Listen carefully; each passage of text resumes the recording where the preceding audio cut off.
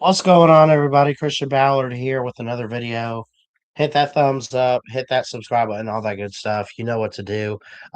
Figured I'd do a double feature today. We did LSU preview, and before we get too far into the weeds of the team previews for 2026, we got to preview the champs. It's out of respect. I probably should have started with them, but I wanted to get an early head start, so I just started with teams that finished the season like Alabama or whoever. Excuse me. But um, yeah, let's go ahead and look at Indiana. Obviously, Kurt Signetti and the Hoosiers went 16-0, first ever team to do that um, in the modern era of college football. They beat everybody they played pretty much handily throughout the entire season. Had a couple close games, I think, but like Iowa was 20-15, 30-20 the first time against Oregon. They blew them out in the playoffs. It just seemed like they got better as the year went on. They beat up on Ohio State just a little bit, 13-10 in the Big Ten title game. Blew out my Crimson Tide, which not taking anything away from them. As soon as they did that, I said, "This is over." Um, and they didn't really play a close playoff game up until the championship game in Miami against the Hurricanes of Miami, 27-21. But I feel like even that was a game that just outside of the score being that close, it seemed like they just wanted to kind of dominate everything. So, but yeah, let's get into it. We'll talk the 2026 season for Indiana. We'll look at it. Um, Key interesting pieces that have kind of left. I mean, I guess Elijah Surratt is gone. The leading receiver is going to go pro. A lot of these guys are going to go pro. You bring back some guys. You got some true freshmen out there on the defensive side. Amari Farrell is a junior defensive back. Byron Baldwin. Um, is a defensive back. He's a true freshman. Jalen Bell's a freshman. They do bring back some key guys that you probably heard their name a little bit throughout the season. Lewis Moore to lead the defensive backs, along with D'Angelo Pons, who's from Miami, previously at James Madison when Kurt Signetti was over there. Um, so there's Devin Boykin, Zachary Smith that comes in as a freshman. You get to the offensive side of things, and you got a lot of guys. Khalil Benson coming in as a top senior. Evan Parker is a freshman on the O line. Carter Smith is an offensive lineman, redshirt junior. No transfer. He's just got to wait at his turn. Maybe he's on the O line. I'm gonna be honest. I I know some of these names. I'm not gonna pretend like I know a depth chart well enough for a team like Indiana. I think it's hit or miss here with some of these players. You'll have the portal throughout the spring.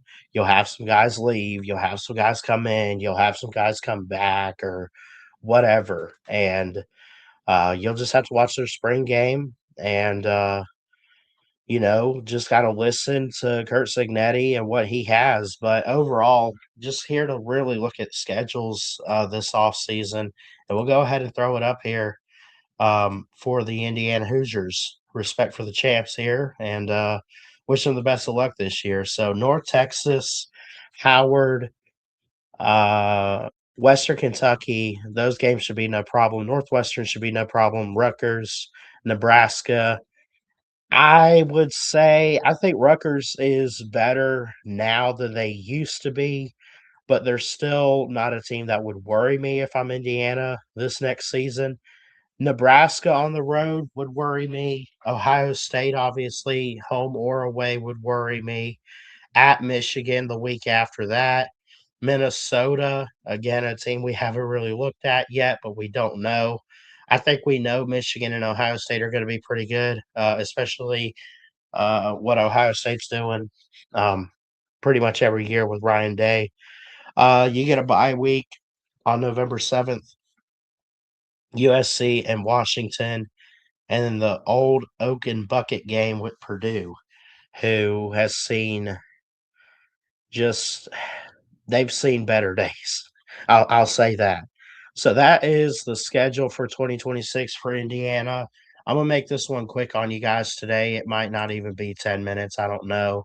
I'm gonna play it safe and say 10-2 just because I feel like they could get back to the playoffs. I think we've seen that the last couple seasons, obviously with trips to the playoffs and what they did last year. It was just one of those like chance of a lifetime opportunities for Kurt Signetti and the Hoosiers last year, this year, whatever, in 2025. But it was just one of those like chance of a lifetime opportunities that you just don't pass up. I feel like there is like there shouldn't be much room for error this next season. They have a floor, in my opinion, of maybe 8-4, and the ceiling is almost limitless. I doubt they win every single game again. I could see a scenario they get in the playoffs though. And could they even make a push to run in the playoffs? Not even just make it. Depends on who they play though. But I like them more than Purdue. I like them more than Minnesota. I'm not ready to say if I like them more than a team like Ohio State or Michigan yet. I'm not even ready to say I like them more this next year against a team like USC. Again, these are teams that we got to look at later on down the road. But I like their chances, if you get what I'm saying. I'm not saying, oh, they're going to be favored in every game because they're probably not. I'm not going to sit here and say that they should win every game because they probably shouldn't. But I do like their chances to get it done. I just don't think that well, first off, I don't know, but also I just don't think it's gonna happen. I feel like there's gonna be a lot of pressure, but I feel like anytime you win a championship, unless you're a proven head coach like Kirby, like Nick Saban, um, for example, maybe even Dabo Swinney, maybe not in recent years, but let's say he won a championship, there's a lot of pressure on you, right? The next year to try to do it again. There's always gonna be pressure when you're a champion to try to repeat, um, but there's not gonna be pressure on Curt Cignetti too much. There will be a little, but it's not like, "Okay, well, can you get ring 2 in year 2, year 3, whatever?" I think he's only been there a couple years anyway, but he's no one's pushing him to get it done in 2026. There's just not.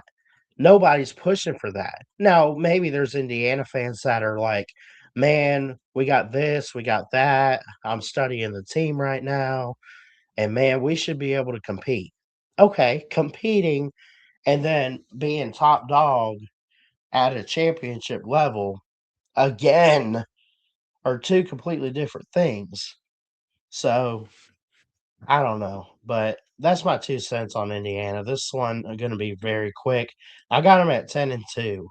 If I had to pick the 2 losses, I'm gonna say Ohio State, and I could see it being back-to-back losses with Ohio State and Michigan. I feel like that's a respectable, record, though, like, could you see it? That's the thing, because I look at Ohio State, it's really late in the season. At Nebraska will be tough. Ohio State, Michigan, not so much Minnesota, but USC and maybe at Washington. Jed Fish over there coming in year 2. We'll see. Year 2, year 3. But um it's really the late half of the season for Indiana that worries me. I don't want to say any of those are obvious losses. And I'm not saying that because, well, they're not obvious because they're the defending champs. No, I'm just saying we also got to look at Ohio State later. Got to look at Michigan. We got to look at USC. We got to look at Washington and Minnesota. Now, I think there's a possibility between those 5 games I mentioned that you're looking at on your screen here. Between the Buckeyes, the Wolverines, the Gophers, the Trojans, and the Huskies. Honestly, there's, I would say, maybe only 2 that you could actually lose, and it's Ohio State and Michigan. Or well, not that, like, you could lose any of them, but guaranteed losses. Can we guarantee that they're not beating Ohio State and Michigan back to back weeks? At least one of those is going to be a loss, right? I got them 10-2 personally. Um, throw that up again. And if I had to pick the losses, I think it's Ohio State and Michigan. You know what? Yeah, I think that makes sense. 9-3 if they drop USC and or Washington, then you're if it's then you're at like 8-4. But you know, I don't know. I like their chances again this year to make a run, not to win it all, but to make a run, make a push. We'll see how far they can go. But that's my 2 cents and, team preview for the Indiana Hoosiers, defending national champs. Congratulations again to Kurt Signetti and the Hoosier football team for 2025. Love and appreciate you guys. Thanks so much for sticking around. Thanks for watching. Let's keep growing and going here at Ballard Sports Media. Hit that thumbs up, hit that subscribe button. Again, little sick, little under the weather this week, but we're pushing through. We're making it through, and we're gonna get better. And yeah, just kind of doing my thing. So anyway, I love y'all. God bless, and we'll see you next time here at BSM.